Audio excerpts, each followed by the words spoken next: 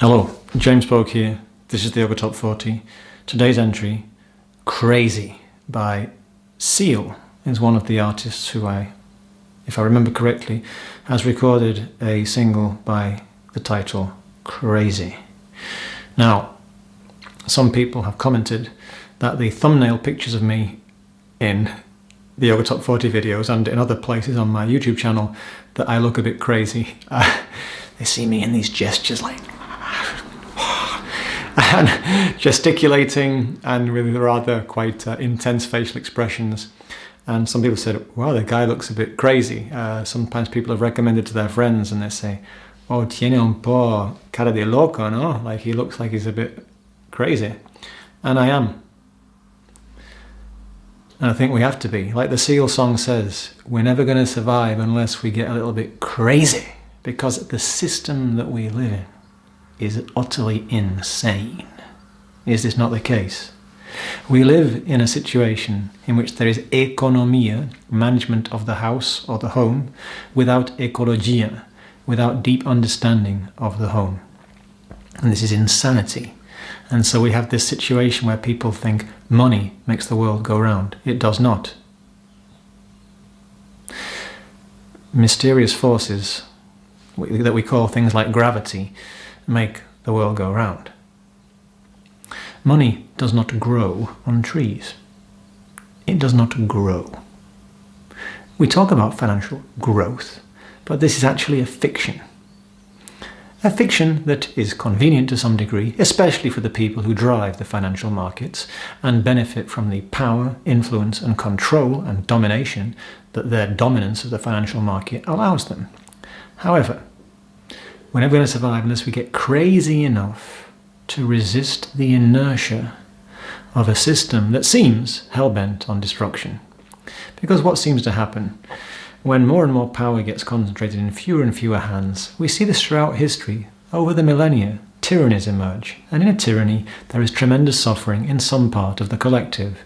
And what yoga teaches us at practical, visceral, experiential, understood in one's own bodily cells level is that there can be no real health, there can be no real wellness if some part of us is suffering, if some part of us is mercilessly exploited, disregarded, neglected, ostracized, rejected, then we cannot come to wholeness. We cannot really experience unity.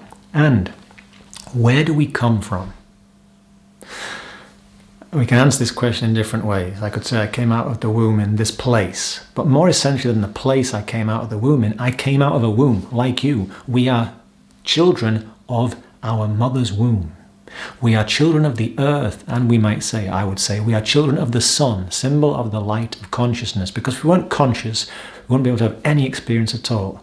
We all come from the same place. We came from a womb, and before that we came from unity, because our mother and father came together, if only for a moment, and from that unity the sperm and the egg fused and they made a first primordial single cell. But it wasn't just any old cell, was it? No, that first cell was the prototypic heart cell.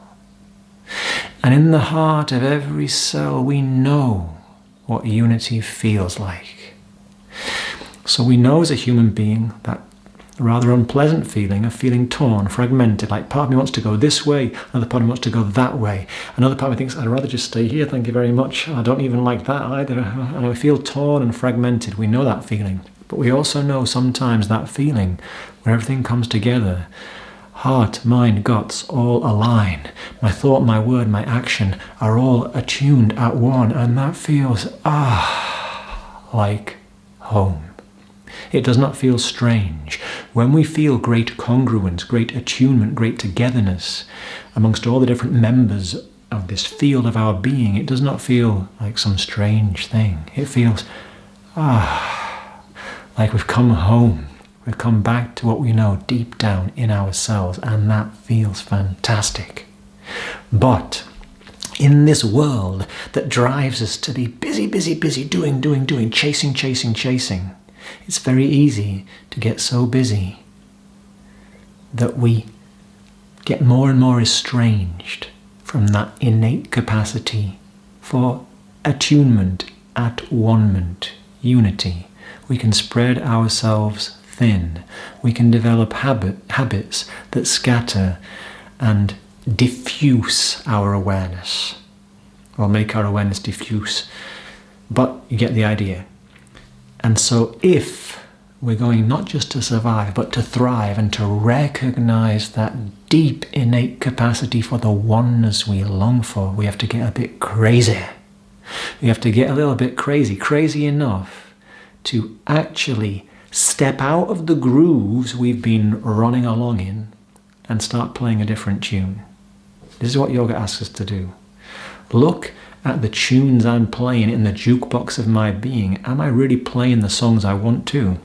Am I singing my own true song? Am I hitting my own note that makes my own hair stand on end and is compelling for people who hear it? Am I living with that deep authenticity, that passion, that presence?